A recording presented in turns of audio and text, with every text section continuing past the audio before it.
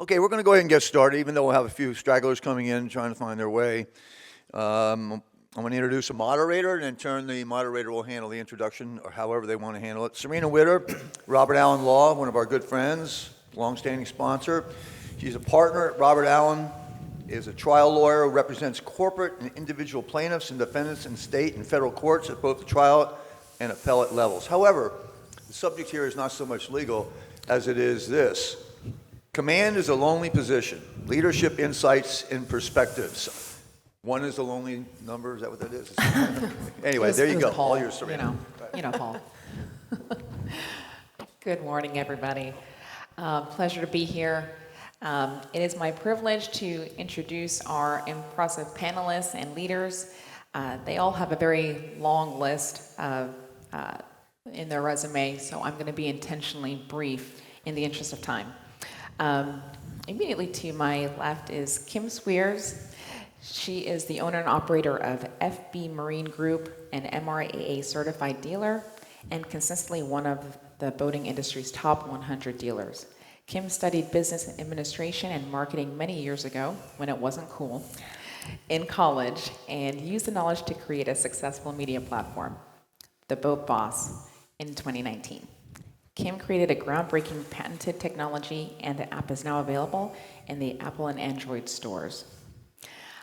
Barrett Wright, had Barrett Wright not been fired from her first job in college, she may have never made her way into the yachting industry. After working as a chef on board large sailing yachts, Barrett met her now husband in Newport, Rhode Island, and moved ashore to start working for Ted Fontaine at the Fontaine Design Group, designers of customized high-performance racing, cruising, sailing yachts, and his range of friendship yachts. Following a relocation to Florida, Barrett switched her sights to yacht management, and in 2011 joined Hill Robinson as a yacht accountant. After expanding her duties, Barrett was promoted to president of Hill Robinson USA in 2015. Sarah Shake is the founder of The Market Co., a creative agency based in downtown Fort Lauderdale. Shake guides emerging and established brands to intentional growth through transformative ideas, powerful experiences, and a brand-first approach.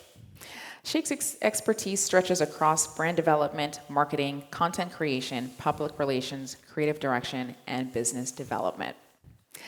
Now, as a lawyer, I don't know how to shut up, so I will give our illustrious panelists a chance to speak. I'm going to ask you all the same question. It's actually a two-part question. First, tell us a little bit about your company, and then give us an example how, as a leader, you were able to think outside the box in order to solve a difficult problem. Well, I have a boat dealership. We've been in business for 30 years.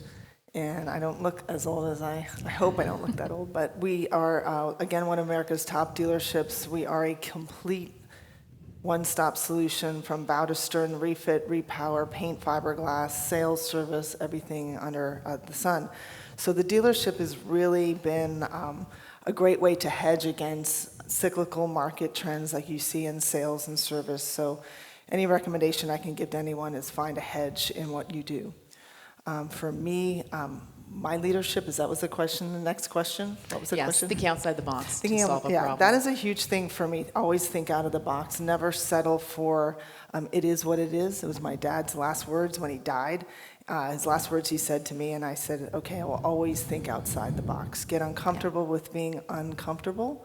And everything I do in life, if it doesn't work, for me, a lot like what you see with Yacht, certain things in our industry weren't working, certain things in my world weren't working, and so I created it. So my really suggestion is if it doesn't exist, create it.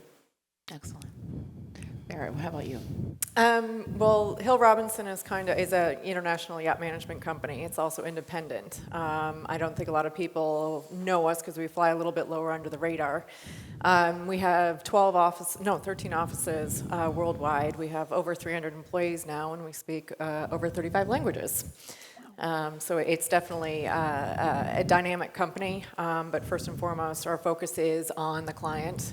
We adapt our skills, our services, our response to them, to make sure that the client is satisfied and to give them their every need.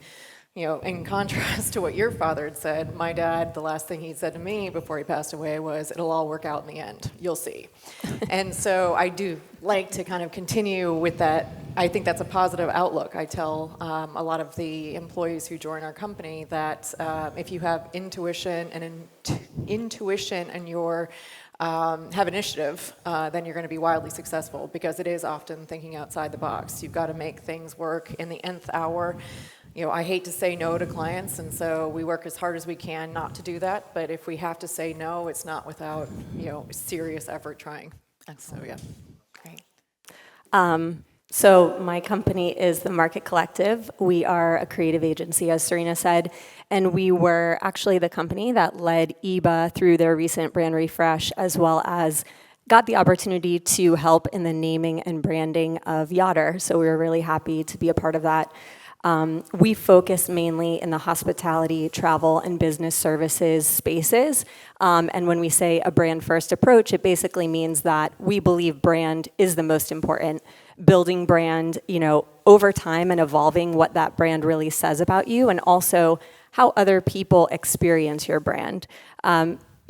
Thinking outside the box is something that I think comes so naturally to successful business owners. So when I was thinking about an answer to this question, what resonated with me was something that we say a lot in my office, and that is everything is an opportunity. And I think that for me, the biggest way that I kind of experienced that was during the pandemic. I literally got fired by every single client in one day. It was a full house of cards. And what came out of that was just a much better focus on who we were as an agency, a much better understanding of what we could offer clients. And, I had the best year that I had ever had after the pandemic. So I think that that's something that even on hard days, even if we lose a client or we lose a proposal, we still try to look at that as it's still an opportunity. Absolutely. Resilience. Kim, you had started in this industry back in the 90s when you first invested in a boat dealership. How has the industry changed in your view over these past few decades? Well, I invested in the dealership in 1999, so okay. Yeah, so it was like right at the end of '99. But how I've seen the whole world change in regards to the marine industry is I was a backseat person to the brokerage firm at the time. We weren't a dealership at that time. I was operations, wasn't really permitted to sell or be in the public eye. And how I've seen it change since is that every woman or person of inexperience, because I don't think it's a gender thing. I always say leave your title at the door. Everyone needs to earn a seat at the table because of what they know, not their gender. I think it's important that we pull that seat out for women or people that are disadvantaged, to invite them into our industry. But how I've seen the industry change is there's more women or inexperienced people that are now leading the industry that didn't come from that. I've seen consolidation. We were one of the very first Nortec performance boat dealers when Tron and Niels brought that brand from Norway here. We helped build the brand, and that was really the only boat in its class. Now there's so many other boat manufacturers in that high performance center console space, and along with the other classes. There's too many boat manufacturers, if you will. And I think given the times that we're in, hopefully we'll weed out some of the lessers and focus on the strong that really are doing such great things in the industry, really leading the industry. I'm a big believer in owning the vertical. For me, for those of you that don't know what that is, I'm sure most of you do, but at my dealership, we do everything from bow to stern. So really concentrating on being efficient and providing a top-notch customer experience is so important, and that comes with sometimes owning the vertical, and we see that a lot with CVS, and you see it with Brunswick, and even MarineMax ventured down that. Whether it's right or wrong with them, we don't know yet, but owning that vertical is so important, and I've seen that being a big change in the industry. Awesome.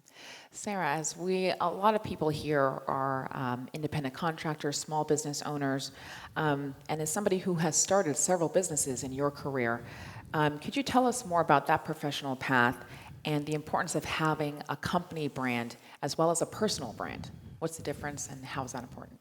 Sure.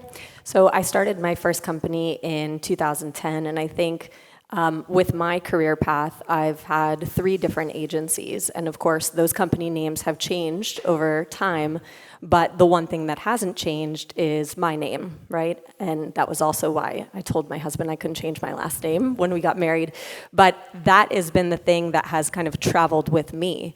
And so when I left, my last agency, I had to make those calls to my clients and say, hey, I'm leaving, and because I had built my personal brand and that relationship with them, it was a really easy conversation because it was, hey, we're with you, whether you're with this agency or in a new one. So I think that, if I had to weigh building your personal brand over, the company's brand, of course, that's different if you own the company. It is really important to make those investments in yourself and in your own personal brand because ultimately that's the thing that stays with you over the years and throughout your career. Sure, absolutely. Barrett, a lot of brokers in this room, as we all know, brokers wear a lot of hats, right? Not only do they get the deal done, but it's after the deal. They are asked for recommendations. They are wanting help with insurance. They want to know about, heaven forbid, asking about legal issues. And so what advice would you give brokers in the industry who may start to feel overwhelmed with the amount of post-closing, post-sale inquiries that they're getting from their clients? I think that, some clients I think can be overwhelmed by, everything that is coming at them as far as a closing is concerned. It can change on a dime, often as far as the big boat clients are concerned. There is a lot coming because there is the management, side of things. How are you going to operate the boat? How are you going to budget the boat? How are you going to, employ the crew on board? And there's a lot that's going on there, and it is constantly changing. Every single summer there's a different rule. Somebody's interpreting it differently in one port versus another port. And even VAT, tax, which flag to select, which how to structure the owning company, things like that are all things that need to be considered. And I think that brokers, the focus is on the client, getting the client happy, and let's get the deal done. And then there comes the life afterwards. And so I think it's managing a little bit of the expectations. Sometimes it's sort of painted a very pretty picture, but then sometimes it doesn't quite turn out that way. And the last thing anybody of us want is for a client to be really dissatisfied, go ahead and, forget the boat, sell it, and then go buy horses. That's happened a few times before. And I think that leaves us all high and dry. There's a client out of the industry, there goes $4 million, I think, was what the value of a 40 or 50 meter boat was in the local economy. So I think those things are imperative. And I think that, brokers, we're here, we don't have a dog in the fight because we don't do transactions. We seriously are in place to be a trusted advisor as far as Hill Robinson's concerned. And I think, being able to go ahead and just ask the question, I have a lot more brokers now who are moving into the big boat, the super yacht market now. And so anything over 100 feet comes with a different dynamic. And so I strongly encourage brokers who are making that jump to go ahead and just, ask the question or just say, what do I need to know? And, a lot of the times there is, things that haven't even been on the radar. And so I've had a couple of flights, with, brokers who have been on the smaller range of things under the 100 feet, who have clients who are now graduating into, the larger boat size. And it's been very interesting dialogues because there are things that they've taught me about that, handling a client and even the art of the deal that, it's beyond me. But I think as far as the logistics of, starting a yacht program, it's been very eye-opening for them as well. And so I really appreciate, the dialogue there. I learn a whole lot, when they do come and ask a question. And, I think it at least is helpful, to kind of consider that for, another client who may ask something similar. You're prepared. And I think it does come with, thinking outside the box. Yes, we can do that, but it may come with this little, tweak here or, if you do have, say, a safety manager in place, we're going to be able to achieve a whole lot more with things like, insurance coverage, with, making things happen with class and flag. So I think that it's mutually beneficial, and given the depth of the experience that we have within our company, many of the people have been here since the company started 24 years ago. And then just the depth of the experience. People have been engineers, they've been naval architects, they've been on board boats, most importantly, I think. And they've experienced, life on board, working with owners and understand how, the boats operate, how they work, and what's required to keep them up to par or to a level of performance. And so I think that is something that is huge, and being able to offer those things within our house. If I don't know the question, I can go to my office in Antibes. If I don't know something, I can go to the UK. I just think that breadth is great there, and I think that helps build that trusted advisor position that we're all hoping to achieve. Sure, the importance of collaboration in leadership. Exactly. That's great. Kim, as Sarah was mentioning in terms of the importance of having a personal brand, I have to ask, I'm sorry, where did your personal brand come from, the Boat Boss? Yeah, it's a pretty ironic story. I have a 6'7", 210-pound son who's like a kid at heart, loves cake. We went to Hoboken many years ago, and anyone been to Carlo's Bakery in Hoboken? Never been. And it basically encouraged me to, if this gentleman has one bakery and has built an empire off of, and the food was not that great, so I went in and I evaluated, and I said, if this man has done so well with building a brand and an empire, and at that time I had a 4-location dealership, and we ended up going digital, given the world that we live in, but I said to myself, if this man can do it off of mediocre, bakery products, and I have a 4-location dealership, changing out, stringers and bulkheads and repowers and rain, and it is like we're in it every day. I can do that. And so I went home, I trademarked immediately Yacht Boss and Boat Boss, and didn't know what I was going to do with those names. But if I can give you any advice, if you have an idea, just trademark it, patent it, get to your intellectual property attorney, and I didn't know what I was going to do with it. And then, as my nickname at the dealership was Cash, because I handled finances, and Boss Lady, and I really care for that. So I realized maybe it's time to do something with Boat Boss. Pandemic hit.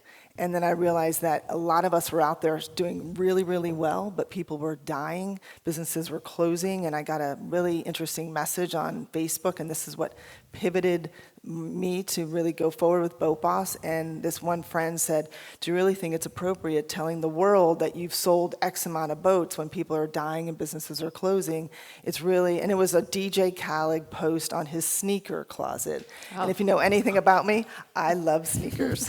And there was designer sneakers, floor to ceiling, and I was like, this is a great post, and ended up backfiring on me. So I took the post down, and that's the day that I birthed Boat Boss. And then started podcasting, started really changing my name, putting it Kim Swears, the Boat Boss.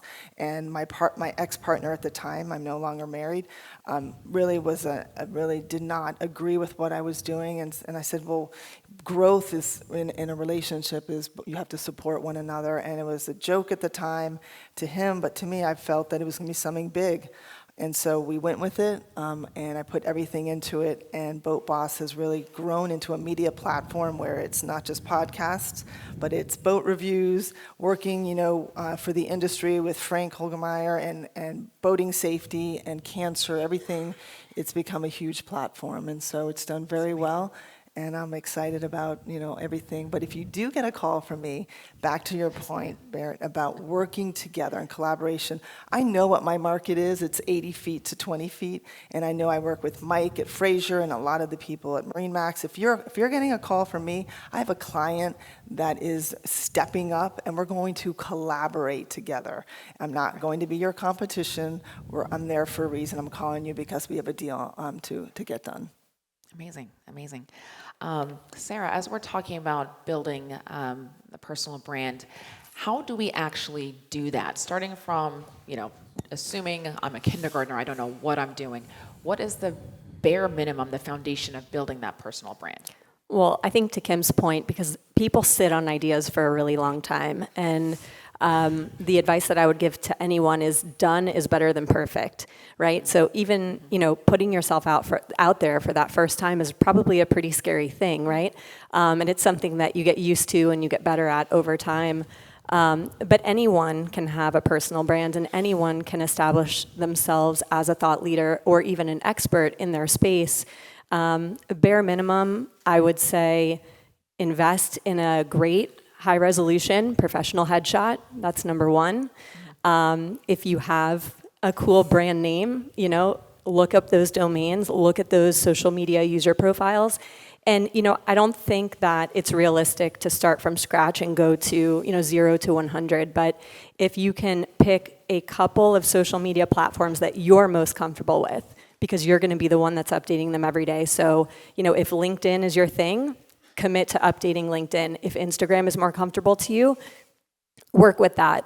I'm not going to sit up here and tell anyone that they need to post multiple times per day to be successful. I think that if you can commit to posting a great educational post, going back to what you said about giving someone value, giving someone, education from that post and making it worthwhile, one post a week is great. That's a great way to start.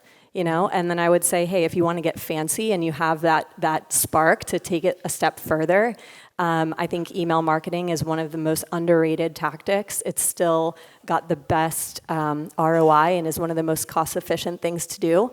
So, if you want to get fancy, do a newsletter every month, and that would be a great start for anyone. Excellent. Really good points. Barrett, you had discussed before the issue of kind of managing client expectations, and I want to kind of discuss the dichotomy in terms of the picture that we paint as brokers. I say we, but the picture that a lot of yacht brokers paint as far as the lifestyle and the luxurious lifestyle and how this is going to be an amazing life choice for them. And how do you kind of juxtapose that against having the client expectations when they reach your desk as an owner and having lots of demands and maybe not understanding or appreciating how much work owning a boat can be? I think it's always a challenge. It is a wonderful lifestyle, for the privileged, who can have that. And so I think the one thing that must be identified at the start is, how do you envision your program? How do you, envision using it? Are you hoping to, make it a profit, in which case you're going to be bound for a little bit of disappointment there. But if you're looking to enjoy the privacy, the traveling capabilities, the level of service, and just such a singular experience, then I think you'll be very happy. I think it really is, kind of managing the expectation. As I said, there was an article, and our colleagues over at Burgess had said, again, owners can get really intimidated by the not so nice part. So we have to be very careful when we say, oh, this is going to be really challenging, and it is complex, and so, but we'll get it, and it's going to take time. It sounds like, oh, maybe I don't want to go down that road, and we'll just avoid that totally. But then if you look at it and you're saying, oh, we can get that done, it's pretty easy, then you're also short-selling yourself. Sure. And so I think, with the owners, I think collectively we have an industry because, they love it, they have a passion for boating. I think, as a company, and even as an individual, I have an absolute passion for what I do. It's kind of, for every bad day, and there are more bad days than there are good days, I hate to say, but there is just something when it all comes together and the impossible becomes possible. It is the biggest high, and you can't wait to turn around and do it again. And so, our company has a sort of an internal campaign that is extraordinary every day. And so those are the things where we really do try, do try to make things happen. We have sent my company accountant to Tampa to pick up a helmet, and then had it sent to the Isle of Man and then delivered to Cyprus because that's what they wanted, and we were up against the gun. I sent the same gentleman to the UK to pick up an induction hub because we couldn't ship it and a crew member couldn't bring it because they weren't flying business class. And so there's these things that, we do achieve, and it is funny that, my accountant actually has been to most of the offices in the company on these delivery errands and things like that, because he finds it to be quiet time. But, again, I think the whole focus is making sure that the client is happy, but I think we do need to manage, sort of set it up so that it isn't intimidating. There is a lot, it will be expensive, but, again, you get as much out of it as you're going to put into it.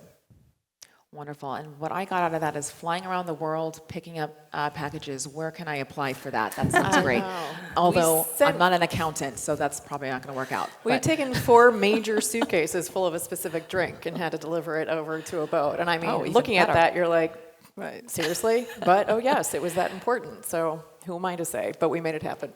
Nice, nice. Kim, how have you personally evolved as a leader? And what are your styles and motivating policies as far as keeping your employees and staff motivated, and how has that evolved? Yeah, it's a great question. I'm a learner. I learn everything. If I know a gentleman here said, I know nothing about your supply chain. That's unacceptable. We all have to know as much as we can about our industries and others that affect our industries. So for me, I was very granular. I came out of corporate America, and it's all about reporting. Reporting caused paralysis for me in the corporations I worked for. I brought all my experience here into the boating industry, started at a brokerage firm, turned it into a dealership, brought all the technology that I know, API'd as many software programs into my dealer management system and other systems, but I use the technology to manage my people. I went from being a granular employee, though corporate America taught me to micromanage, to being more MBO, managed by objective. And so my people have goals, and we daily, they know what they are. Monthly, I'm very transparent with our financial temperature. We have a daily temperature report, a daily report of operations. I tell them constantly how we're doing so that they know how they're doing. And so for me, we are managing exactly the way that I feel that we should be. It's a tough environment. Sure. But what does the future look like for me? It's being more of a coach. Each one of them run their departments from sales, service, parts, everything, yacht management as their own business owner. And so we have to empower our people to make the right decisions. And Wayne Huizenga said, always hire people that are smarter than you. I don't think everyone's smarter than me, but I hire enough people that I think that know what they're doing. And so for me, I let my people do their job. And leadership is also being a leader, an influencer in our industry. What keeps me up at night, every night, and I always ask that to every person I interview on my podcast, what keeps me up at night is not only the growth of our industry, but the survivability of our industry. And for me as a dealership that most people would walk into, I never used recruiters because people just walked through my door all the time. I want to work for you, I love what you do. And it dried up. And I started to really lose sleep about where's our industry going? Can we sustain our yachts and boats without people working on them, the tradesmen? And we found 30 years ago, we cut trades out of the budget in our local schools. We're seeing that now. And so I've really collabed with Mercury, Junior Achievement, and a lot of other companies like Intrepid and MarineMax and the Florida Department of Education. And we created a trade program here in South Florida, which will be the model across 100 junior achievements across America.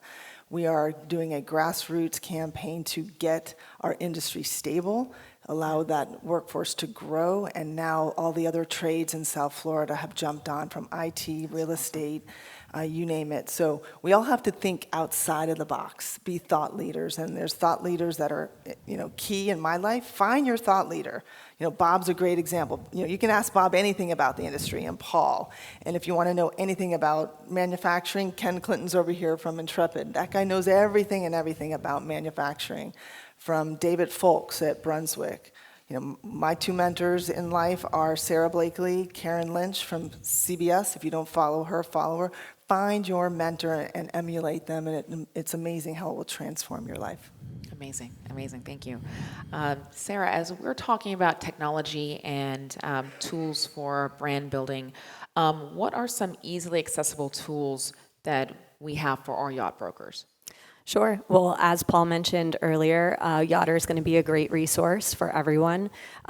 We are kind of in the B2B, stage right now, and they're gearing up for a big kind of consumer launch this fall. So I think that is, it's almost like an additional social platform for brokers. So just to make sure that that's completely built out and people can find you. And I think that, you have to mention AI and all of the tools that it's offering to people. I mean, I own a creative agency, and so naturally we're a little resistant to being replaced by a piece of software like that.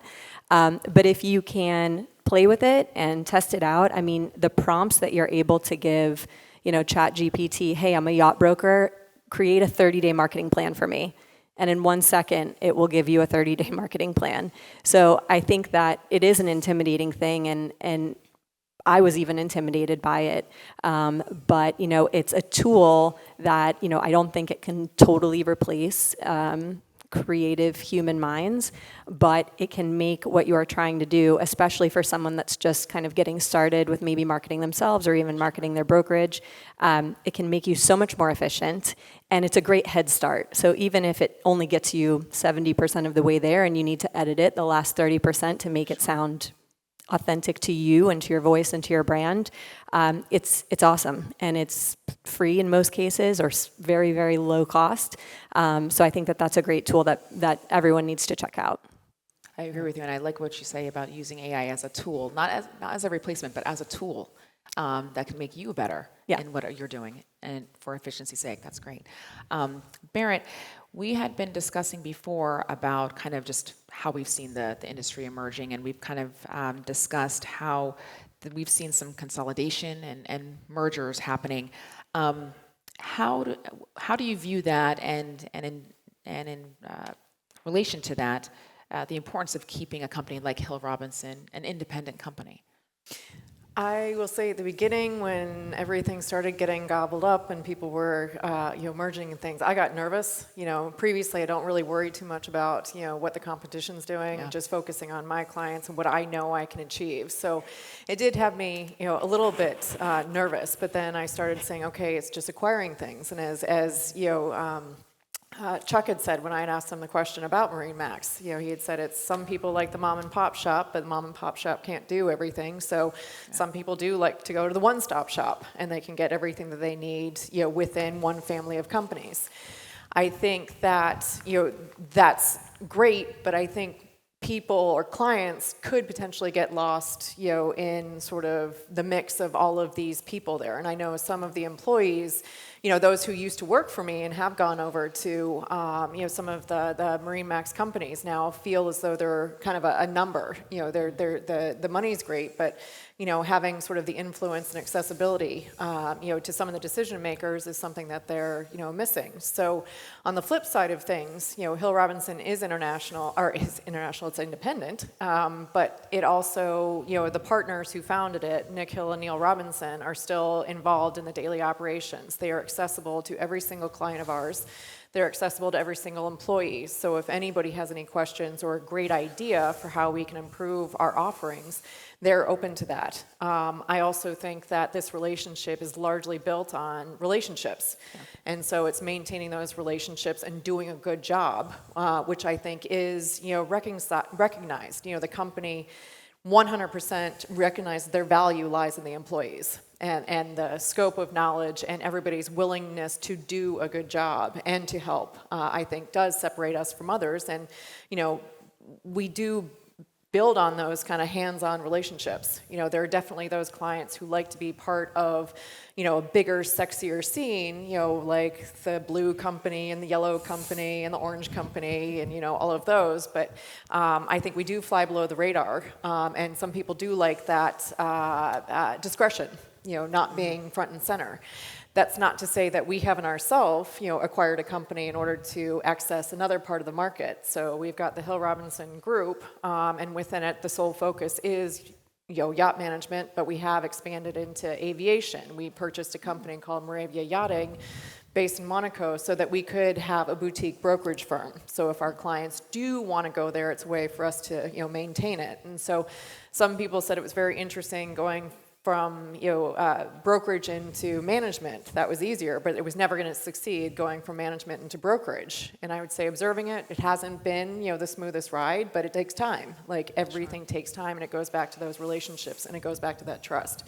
So that's not something I'm very familiar with. I'm learning a lot as I'm involved, but the focus still remains over on doing a good job and providing a service to the clients. We're able to respond to that when requested, or certainly be able to refer a colleague, a competitor who may be able to offer that service that we can't. So again, going back to the collaboration. There is no, I'm not going there, because it's like, well, we got to figure out how we're going to do this the best. And if that means calling in, the blue company, then that's what we're going to have to do. Kim, just following up on that in terms of, you had mentioned kind of having that vertical growth and vertical expansion, and obviously your company is growing by leaps and bounds.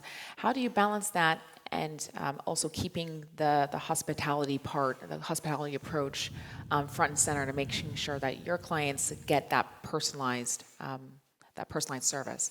Great question. Keeping them really just aware of every step of the process. Boats come in and into my dealership, whether we go to them or they come to us, and we have what we call a pre-maintenance inspection, 30 minutes free.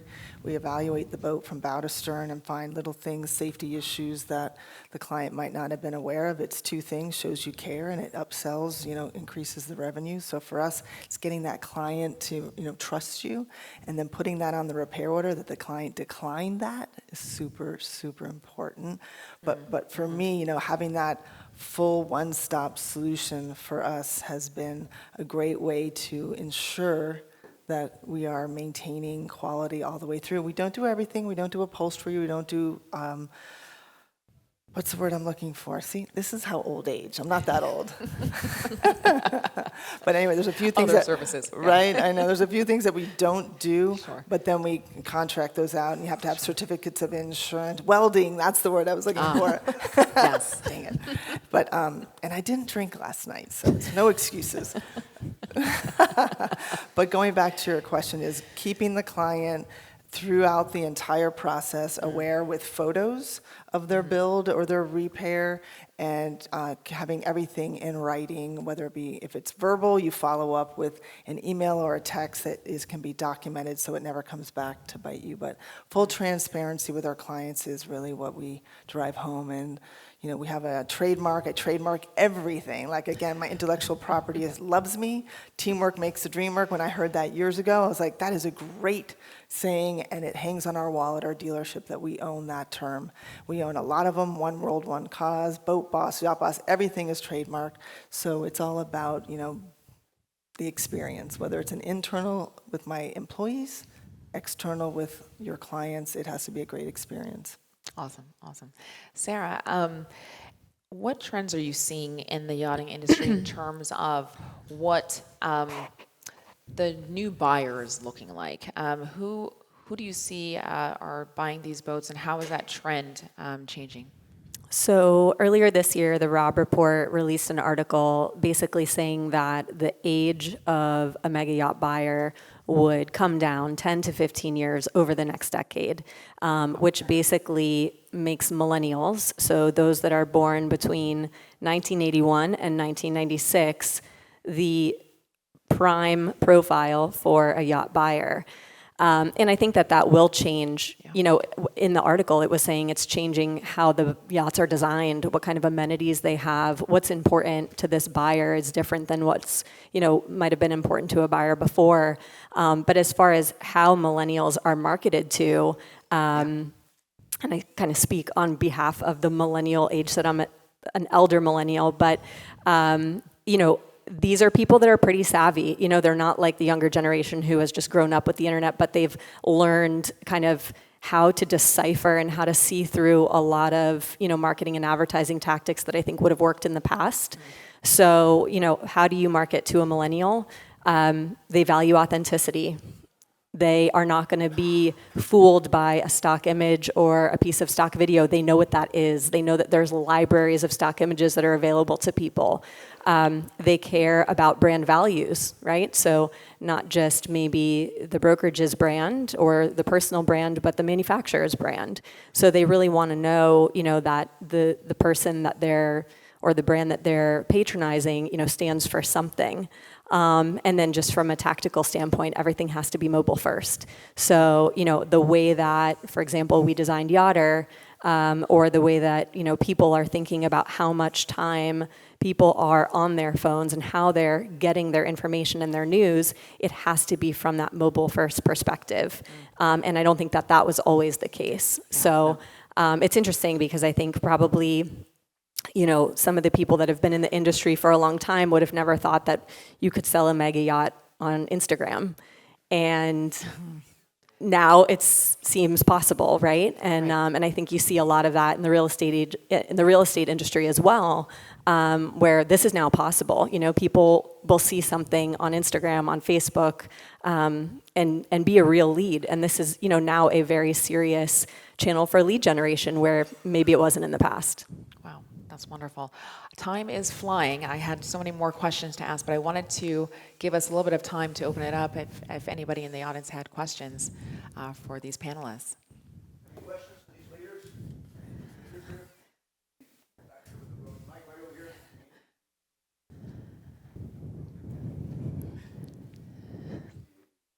Test, test.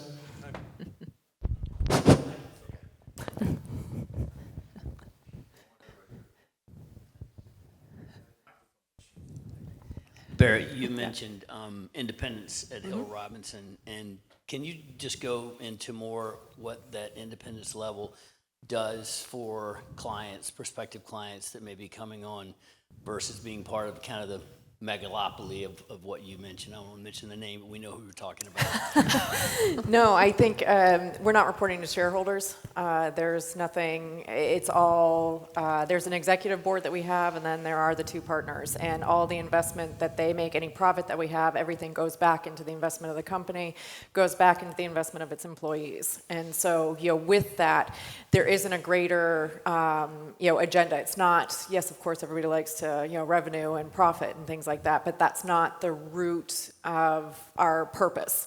It's achieving extraordinary every day, really client service based. And so I think because of that, we are, like I said, we're available to, we don't have a dog in any transactional fight. There's always, influence, to try and, with a relationship, go one way or another. But I think that because it is client service, it is focused, client focus, and not reporting to a greater person or having to adjust because, somebody else, like a hedge fund, doesn't think that we're doing it well enough. There's enough stress, I think. This industry is competitive enough, for that. So I think being able to focus on, our agenda is great, and having the backing of the partners for that as well as the exec is huge. Mm-hmm. One more question.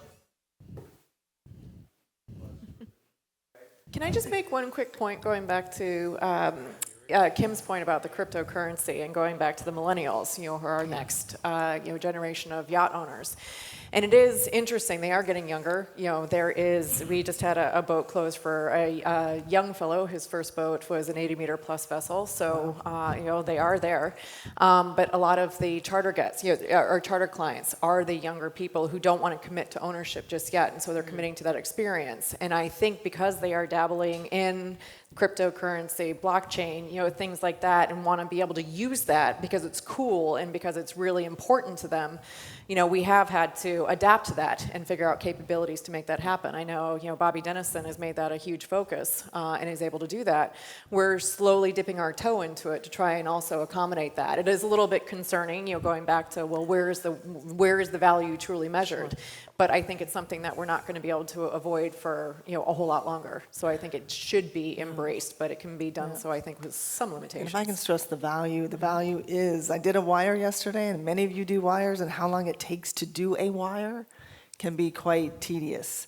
And with cryptocurrency, it's instantaneous, and there's not the fees that are involved. So, I mean, I plan to look into it a lot deeper. I know Bob Dennison well, so I'll definitely be spearheading that as well. But I think we all need to look into it. That's great stuff. I suggest you try this conversation. Thank you. Let's hear it for this panel, please.